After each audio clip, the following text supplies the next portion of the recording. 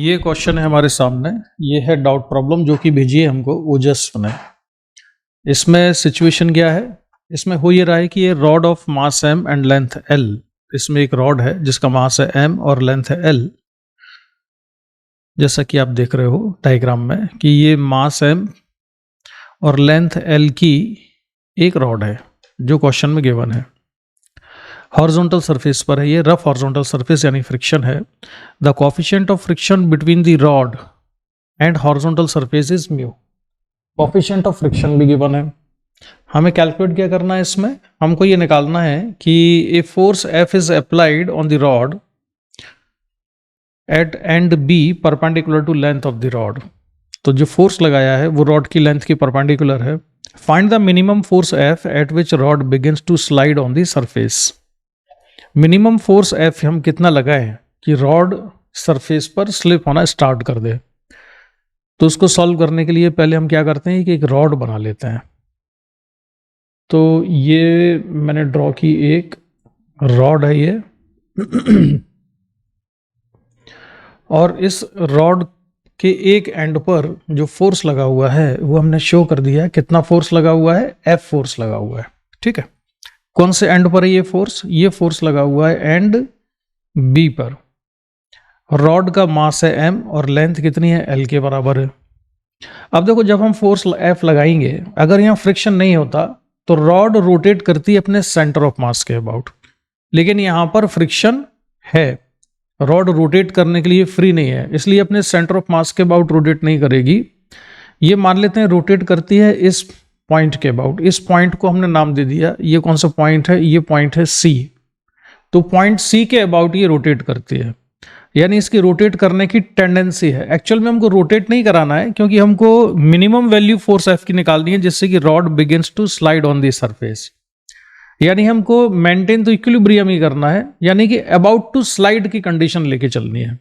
तो रॉड अगर इस डायरेक्शन में रोटेट करने की कोशिश करती है एंटी क्लॉकवाइज सेंस में, तो रॉड का जो BC पार्ट है, इस BC पार्ट पर जो फ्रिक्शन लगेगा, इस BC पार्ट पर फ्रिक्शन की डायरेक्शन होगी यहां।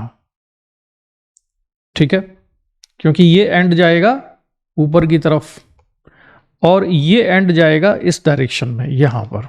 तो यहां फ्रिक्शन होगा AC पार्ट पर, ये फ्रिक्शन की डायरेक्शन होगी यहां पर।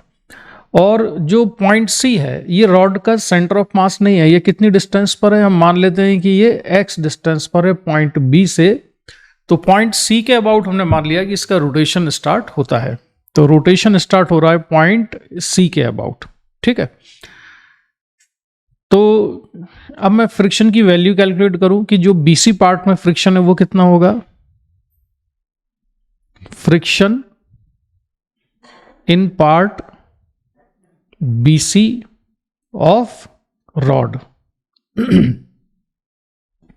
रॉड के BC पार्ट में फ्रिक्शन कितना लग रहा है, तो इसकी लेंथ कितनी है, ये होगी m, मास पर यूनिट लेंथ लिख लिया हमने m/l, ये है मास पर यूनिट लेंथ, और x लेंथ का मास कितना हो जाएगा m/l इंटू x के बराबर।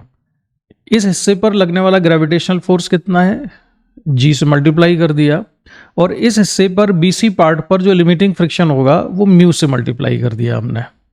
ठीक है, तो ये बन जाएगा म्यू mgx/l। ये फ्रिक्शन किस पर है, BC पार्ट पर है।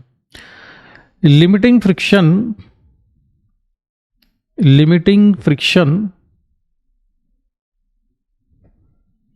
On part AC। Part AC पर लिमिटिंग फ्रिक्शन कितना होगा, तो इसका मास है m/l और AC पार्ट की लेंथ है l-x इंटू g और म्यू से मल्टीप्लाई कर दिया। तो mu mg l-x upon l, ये इस वाले हिस्से पर फोर्स लग रहा है। तो अब हम ट्रांसलेशनल इक्विलिब्रियम की एक इक्वेशन यहां पर लिखेंगे। तो फॉर ट्रांसलेशनल इक्विलिब्रियम,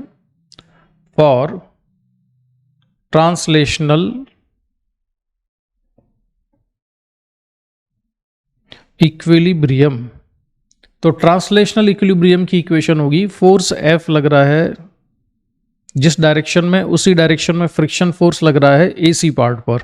तो F plus mu mg into l-x upon l। Equal to, ये किस फ्रिक्शन के बराबर होगा, जो कि BC पार्ट पर लग रहा है, और BC पार्ट पर लगने वाला फ्रिक्शन कितना है, म्यू mg(x) बाई एल के बराबर। इसको लिखा हमने इक्वेशन नंबर 1। ये ट्रांसलेशनल इक्विलिब्रियम की इक्वेशन लिखी। अब हम लिखेंगे एक इक्वेशन जो कि रोटेशनल इक्विलिब्रियम को के करस्पॉन्डिंग होगी, ठीक है। तो मैं यहां पर इस हिस्से को यहां से हटाता हूं और रॉड पर अब हम इक्वेशन लिखने वाले हैं रोटेशनल इक्विलिब्रियम की। रोटेशनल इक्विलिब्रियम की इक्वेशन यानी नेट टॉर्क 0 रोटेशनल इक्विलिब्रियम